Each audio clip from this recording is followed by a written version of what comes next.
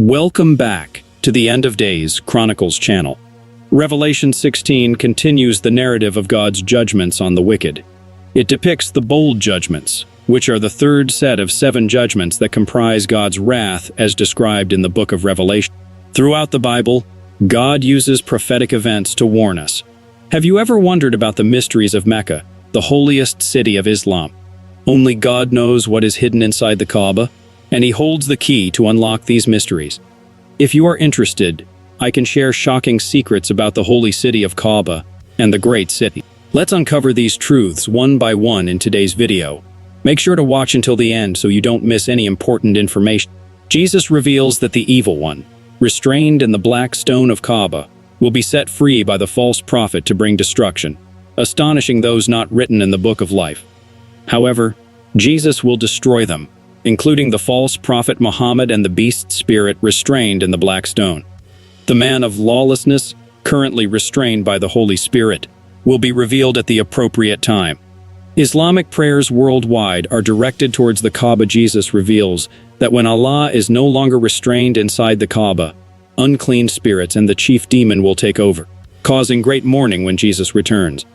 Jesus also discloses the identity of the Antichrist, who is the evil one and the enemy of Jesus Christ mentioned in various biblical passages. The Quran takes away the atoning sacrifice of Jesus and presents a false story about him. However, the true Jesus of the Bible is the Son of God who offers unconditional love, acts as a mediator, carries burdens, is the Word of God that became flesh, was crucified for sins, raised from the dead, and fulfilled 351 Old Testament prophecies. Deception is the most significant weapon in Satan's arsenal. He spends the majority of his time and energy trying to confuse people by covering up divine truth with lies. Satan disguises himself as an angel of light and spreads demon doctrines through deceitful religious leaders, teachers, and prophets. The Bible contains numerous warnings about Satan's deceptive enterprise from the beginning to the end. False prophets have always existed and will continue to abound, escalating as we approach the return of Christ. Satan will intensify his evil enterprise and deception as the world moves closer to Christ's return. Ultimately, the ultimate deceiver, the Antichrist, controlled by a demon, will rise from the abyss, along with the false prophet. They will work together on behalf of Satan, forming a counterfeit satanic trinity that employs political, military, and religious power to capture the minds and hearts of those in the world who are aligned with the kingdom of darkness. It's important to remember that while the Antichrist builds his global empire during the first half of the 7-year tribulation period, the false prophet is simultaneously establishing a worldwide religion. In chapter 17, it is revealed that they coexist, with the false system riding on the back of the beast. The false prophet performs signs in the presence of the beast, instructing the people of the earth to make an image of the beast, who had previously been wounded by a sword but came back to life. Verse 14. In the escalating world of religions, Satan desires an idol to be made, specifically an idol of the beast or the Antichrist, who is believed to have been raised from the dead. Jesus warns us in the Bible to flee Mecca, as he predicts that a great city will attract people from all nations to worship a false god. Jesus also describes this great city as resembling a prostitute woman. According to Jesus, the great city sits on 7 mountains, rules over the kings of the earth, rides the beast to gain wealth and fame, contains vast amounts of gold, is filled with various types of demons, and benefits from sea trade. He instructs people to leave this great city because it will be destroyed by fire in a single hour. This prophecy indicates that sudden judgment is imminent and will have a transformative impact on the world within a short span of time. All of Jesus' prophecies about the great city, except for its sudden destruction, have now been fulfilled. Contrary to popular belief, the great city is not Rome, Jerusalem, or New York City. Mecca, Saudi Arabia, is the city that fulfills all of Jesus' words. Mecca holds immense significance in Islam as the holiest city in the religion. It is considered the birthplace of the Prophet Muhammad and plays a vital role in the Hajj and Umrah pilgrimages. While the revelation that Mecca is the great city may surprise and concern many Muslims, it is important to heed Jesus' words, as his words are always true and everlasting. In Islamic belief, it is thought that the false god Baal dwells in the Kaaba, and receives all Islamic prayers. However, Jesus, being the true God, urges people to flee from Mecca and listen to him. Throughout Israel's history, false prophets have arisen. While true prophets spoke directly on behalf of God, there were also fake prophets who offered their services to kings and leaders for personal gain. These false prophets would distort the truth, leading God's people astray by saying what people wanted to hear in order to profit financially. Unscrupulous leaders would use these false prophets to deceive and mislead Israel. God consistently condemned these dangerous prophets, as they would speak lies in God's name and promote their own delusions and idolatries. Jeremiah 14:14. When prophets falsely attributed things to God, they were considered liars, and God did not tolerate their falsehoods. Therefore, it is important not to listen to prophets who speak lies, such as those who claim that you will not serve the king of Babylon. Jeremiah 7:14. False prophets often oppose true prophets, because their popular message made them more popular than the genuine messengers of God. This put the legitimate prophets in danger, as people preferred the feel-good prophecies of the false seer. When Jeremiah spoke the word of the Lord, the priests, prophets, and people seized him and demanded his death because he prophesied that the house of the Lord would be desolate. Jeremiah 2006, -9. The priests, prophets, and people heard Jeremiah speak in the house of the Lord, but as soon as he finished conveying the Lord's message, they seized him and accused him of prophesying the destruction of the city and the desolation of the temple, leading to his persecution. Jeremiah 26:79.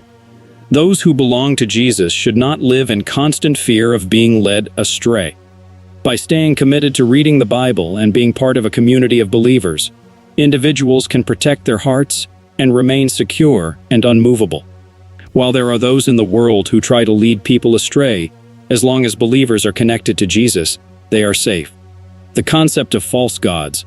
False gods can be defined in various ways. Some people envision God as an elderly man on a throne, while others see God as an omnipresent spirit or the essence of love. One way to distinguish between the true God and false gods is by examining their association with goodness. Anything that is not good cannot be from God. False gods are worshipped, idolized, and given allegiance, but in the end, they only bring destruction.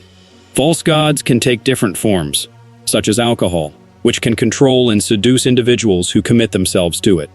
If something in life depletes a person, it can be considered a false god.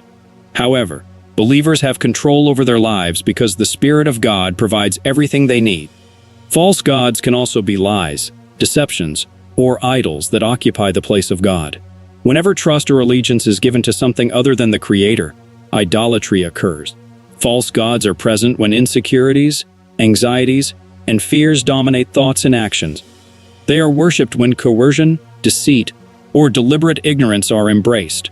Even when attempting to fully understand the divine, turning God into a false god can occur, as God's magnificence and majesty surpass human comprehension. This idolatry is demonstrated throughout history, where leaders' allegiance to false gods led to great tragedies. The key to identifying false gods lies in recognizing that anything can become a false god. Humility, honesty, persistence, and grappling with life's challenges can help resist the influence of false gods and prevent them from taking hold of our imagination. It is sometimes difficult to comprehend how people in biblical times worshipped gods made of wood or metal, but the presence of false gods persists in different forms even today. The Bible instructs us not to form false depictions of God, or, more accurately, false conceptions of God. Our challenge does not lie in worshiping material objects, but in correctly understanding the nature of the God revealed in the Bible, particularly through Jesus Christ. It is easy for us to grasp one aspect of God's character while neglecting others, influenced by our upbringing and temperament. Today's passage serves as a reminder that God is not an irritable and short-tempered deity eagerly waiting to strike us with thunderbolts, as some might imagine. While it is important to uphold His holiness and acknowledge His righteous judgment against human wrongdoing, we must not overlook His inherent desire to show mercy.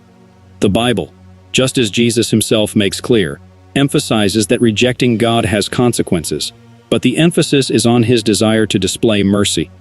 He does not want anyone to perish, and His attitude toward His creation is saturated with love, not hatred, and grace, not spite. The Bible warns us against forming false images or misconceptions of God. Our challenge is not merely to worship physical idols, but to accurately understand the nature of the God revealed in the Bible, particularly in Jesus Christ. Sometimes, we may fixate on one aspect of God's character while neglecting others, influenced by our upbringing or temperament. Today's text reminds us that God is not a vindictive and short-tempered deity eager to punish us with thunderbolts, as some may imagine. While God upholds his holiness and righteous judgment against wrongdoing, his innate desire is to show mercy. The Bible, following Jesus' teachings, emphasizes that rejecting God has consequences, but the focus is on his desire to extend mercy. God does not want anyone to perish. His mindset toward his creation is saturated with love, not hatred, and grace, not spite. In Matthew, Jesus exposes the unrighteous actions of false teachers. Some may struggle to reconcile Jesus' love with his bold rebuke in this scene, but this reveals a dangerous inclination to separate God's love from his unwavering demand for truth. It dishonors God when we label unrighteousness as good, Isaiah 5:20, but it honors him when, like Jesus, we identify unrighteousness as evil. Another issue we see emerging is the rise of pluralism, which asserts that there is no absolute truth and no religion can claim superiority over another. According to this view, no one can say they possess the truth while others do not, or claim to be right while others are wrong. However, when we examine Jesus' own words where he declares, "I am the way, the truth, and the life. No one comes to the Father except through me," the message is clear. When we quote this verse, some may dismiss it as our interpretation, but we are simply relaying what Jesus said. It is either true or false. There are no other categories. Claiming that everyone's truth is equally valid is self-contradictory. Those who hold this view often display intolerance towards believers who affirm the truth found in Jesus Christ. In today's world, we are being conditioned to adopt these perspectives. Therefore, my message to you is to exercise caution. We should not follow or chase after signs and wonders.